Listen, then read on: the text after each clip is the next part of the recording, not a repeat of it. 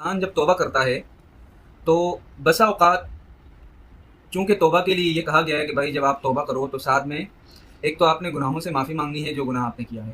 دوسرا آپ نے اس عزم کا اظہار بھی کرنا ہے کہ یا اللہ آئندہ میں یہ کام نہیں کروں گا۔ اب انسان ہے، وہ یہ دل میں خیال آتا ہے یار میں توبہ تو کر رہا ہوں لیکن یہ گناہ پھر مجھ سے ہو جائے گا، اور شاید میں اپنی توبہ پر پکا نہ رہوں، دوبارہ میں اس گناہ کے اندر سرزد مجھ سے ہو جائے۔ تو کچھ لوگ یہ کرتے ہیں، وہ کہتے ہیں یار جب ہم عزم ہمارا پکا ہے ہی نہیں تو پھر توبہ کرنے کی زیادہ ضرورت ہے۔ اور کچھ لوگ جو توبہ کرتے ہیں لیکن ان کے دل میں ایک شبہ باقی رہتا ہے، ایک ڈاؤٹ، ایک شک رہتا ہے کہ یار ہم نے توبہ تو کر لی ہے، لیکن چونکہ توبہ کے لیے ایک شرط یہ بھی ہے کہ آپ نے گناہ نہ کرنے کا عزم بھی کرنا ہے، آپ نے ایک اسٹینڈ لینا ہے کہ بھائی آئندہ میں یہ کام نہیں کروں گا، لیکن دل میں ایک ڈاؤٹ بھی ہے تو پتہ نہیں ہماری توبہ قبول ہوئی ہے نہیں ہوئی ہے۔ تو عزیز دوستوں، توبہ کرنے والے کو یہ بات اپنے دماغ سے نکال لینی چاہیے، صرف آپ کا توبہ کرنا ضروری ہے، اور زبان سے اور دل سے یہ عزم کر لینا ضروری ہے کہ یا اللہ میں آئندہ اس گناہ کو نہیں کروں گا۔ پھر اگر یہ گناہ سرزد ہو جائے تو اس کا مطلب یہ نہیں کہ آپ کی توبہ پوری نہیں تھی۔ آپ مثال یوں سمجھیے کہ جیسے ایک شخص نے کوئی مکان تیار کیا،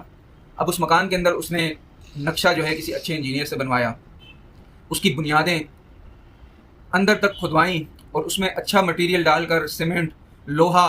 ریتی اور طریقے کے ساتھ موٹے پلر بنائے اور اس مکان کو اٹھایا، اس کی دیواریں مضبوط بنائیں، اس میں سیوریج کا سارا نظام بہت اچھا کیا۔ لیکن اب اس کے دل میں ایک خیال یہ ہے کہ بھئی کیا پتہ کل کوئی بم سے گھر کو اڑا دے، یا سیلاب سے یہ گھر گر جائے، یا کوئی زلزلہ آ جائے، اس زلزلے کی وجہ سے یہ گھر جو ہے گر جائے۔ تو یہ اندیشے تو اس کے دل کے اندر ضرور موجود ہیں، لیکن اس اندیشوں کی وجہ سے، ان اندیشوں کی وجہ سے یہ بات نہیں ہے کہ اس کا مکان جو ہے وہ مضبوط نہیں بنا۔ اگر اس نے اچھے طریقے سے، ایمانداری کے ساتھ اور معیاری طریقے سے اپنے مکان کو بنایا ہے تو اس کا مکان تو تیار ہو گیا اور وہ مضبوط ہے۔ اب اندیشوں کی وجہ سے یہ نہیں ہوگا کہ اس کا مکان جو ہے وہ مضبوط نہیں بنا ہے۔ تو اسی طرح جب ہم توبہ کرتے ہیں، اللہ تعالیٰ کی بارگاہ میں جا کر کہتے ہیں یا اللہ ہمارے گناہوں کو معاف کر دے اور ہم آئندہ یہ گناہ نہیں کریں گے، تو آپ کا صرف یہ کہہ دینا کافی ہے توبہ کے لیے، توبہ آپ کی ہو جائے گی۔ باقی اللہ تعالیٰ سے یہ بھی دعا کرنی چاہیے، یا اللہ میں جو عزم کر رہا ہوں گناہ چھوڑنے کا، اس پر مجھے جو ہے استقامت دے، چونکہ عزم کرنا تو میرے اختیار میں ہے، زبان سے کہنا میرے اختیار میں ہے، دل سے توبہ کرنا میرے اختیار میں، لیکن پھر گناہ کا سرزد ہو جانا